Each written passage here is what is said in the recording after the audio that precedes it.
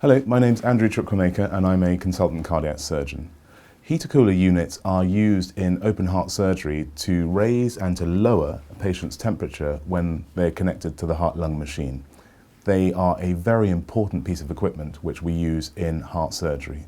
Unfortunately though, it's the case that these units have recently been linked to a potential risk of serious infection. Mycobacterium chimaera infection has recently been identified as a potential problem worldwide.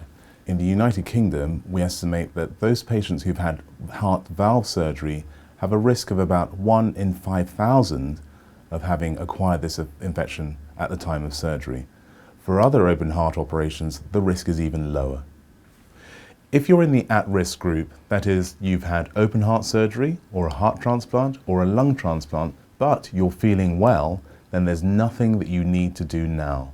What you should do is, when you next see your GP, you should make them aware that you have had heart surgery and make sure that that's documented in your medical records.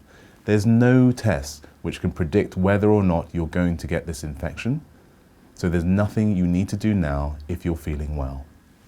The symptoms of Mycobacterium chimaera infection are unfortunately not specific, and they can take a long time to develop, up to 5 years, we believe.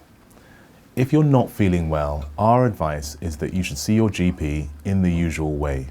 And if you are found to have this infection, then a specialist heart and infection team will come together to decide what the best treatment would be for you. The risk of infection with Mycobacterium chimaera at the time of heart surgery is low, and we've put in extra measures to reduce that risk even further. But it can't be eliminated entirely.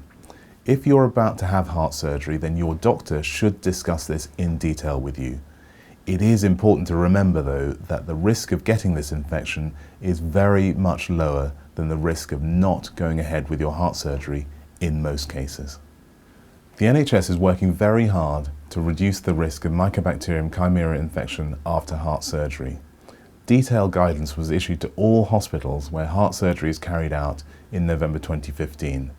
No cases of infection have been identified in patients who've had surgery since November 2015.